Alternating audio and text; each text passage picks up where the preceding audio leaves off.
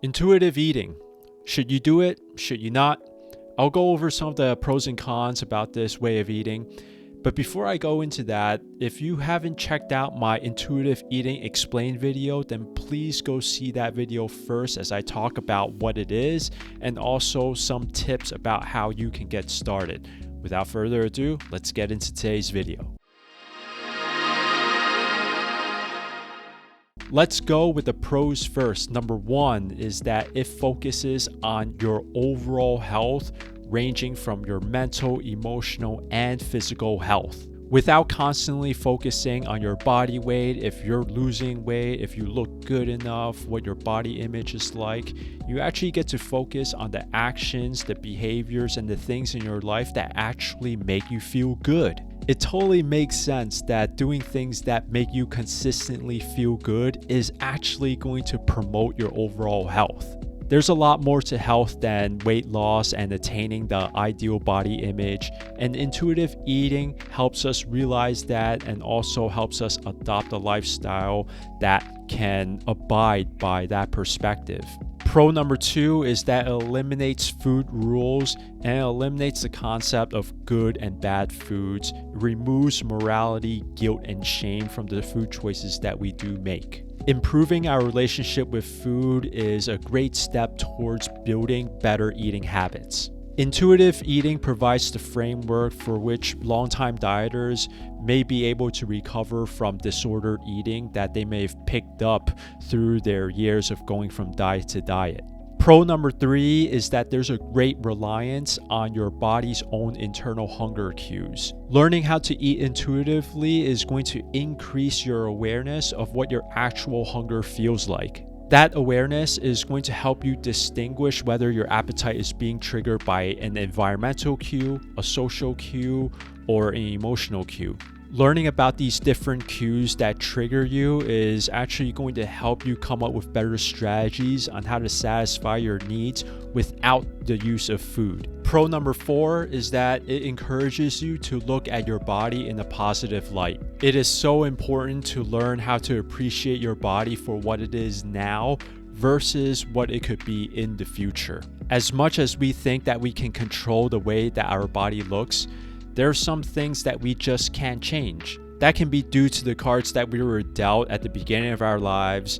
It could be due to our genetics. And at some point, we're going to have to come to terms with what we've been given and be comfortable with that. I think that one of the keys to life is learning how to appreciate the things that you do have instead of delaying your happiness in hopes that you're going to achieve something greater down the line. You can't always control what events are going to occur in the future, but you can always control the way that you feel about what you do have right now. Okay, I think that's a great way to wrap up all of the pros, so let's get into some of the drawbacks of intuitive eating. Con number one is that intuitive eating is not the optimal or ideal option if you want to purposefully and intentionally lose weight for whatever reason you may have for it. Weight loss is not a priority for intuitive eating, so if it is a priority for you and if you want to lose a specific amount of weight for health reasons, then you may be better suited for another form of eating that's going to help you promote a calorie deficit. One of the better options for weight loss, in my opinion, is flexible dieting. I've created specific videos talking about flexible dieting, and I'll link those in the screen at the end of the video. Con number two is very similar to the one that I just talked about, and intuitive eating is not ideal for changing the way that your body looks. With intuitive eating, there's a level of acceptance that you're going to have of the possibility that your body will not change too significantly in the future.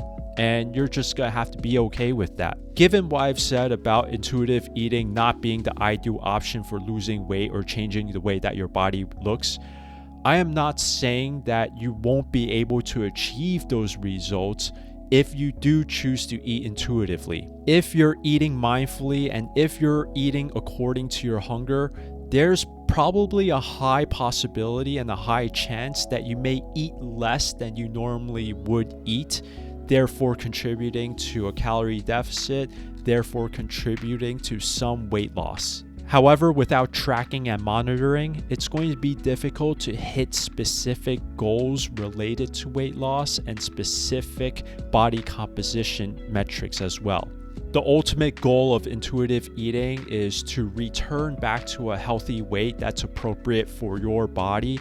And it's not about hitting certain numbers, and it's not about hitting certain ideals for body image. Con number 3 is that it can be easily misinterpreted.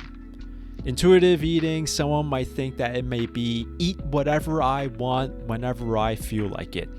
And that's exactly the opposite of what it is. We're not eating according to feelings, we're eating according to hunger. There's a huge difference between the two. There are many times where you and I have eaten when we were not hungry. It could be the time of day where we're most accustomed to eating, which is breakfast, lunch, and dinner. We may eat all 3 of those meals, whether we're hungry or not, simply due to societal conditioning. There are also times where we eat because we feel happy, because we accomplished something that was really hard, because we wanted to celebrate something, or because we felt sad, or because we had a certain craving for a certain taste that we just had to fulfill. Eating based on our emotions and eating based off of our feelings is going to lead us down the path that we do not want to travel. It's primarily one of the reasons why many people struggle with their eating behaviors. Misinterpreting intuitive eating for eating whatever you feel like, whenever you feel like, is just a big slap in the face for what its original intentions were. I just wish that there was a better name for it, and I just don't really have any other good suggestions right now, to be honest. Con number 4 is that it's a lot harder than it seems.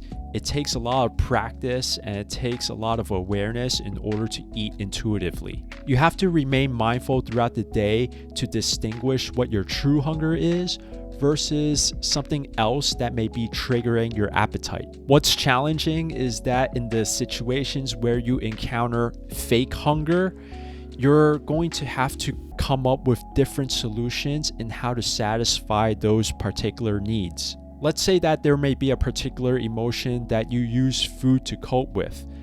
Now, you will have to find a different solution in order to handle that emotion. This may challenge you to dig deeper into what the core issue is and find out what's actually going to help fulfill the need that you have. You may find it helpful to reach out to a therapist or to another mental health professional to help aid you in that process. That wraps up all of my pros and cons for intuitive eating. Overall, I think that this is a fantastic framework. I think at the end of the day, we look into fitness, we look into nutrition and health because we want to improve the overall quality of our lives. I think that intuitive eating really represents that goal of improving overall quality of life so well. The dark side of health and fitness, the diet culture, the body shaming, the food morality, it's all doing so much more harm than it is doing good. And it's great to see that there's a nutritional framework that separates what's actually healthy versus what isn't. Just because someone is overweight does not automatically make them unhealthy. And also on the flip side, just because someone is skinny does not mean that they're automatically healthy. Someone who's overweight can be getting a lot of sleep, they can be eating well, they can also be doing regular physical activity, and someone who is skinny may be smoking, maybe drinking every weekend, may be stressed out of their minds and getting poor sleep every night. Body weight and body image, although they are factors to someone's health, they do not tell the whole story. They do not paint the whole picture behind someone's overall health.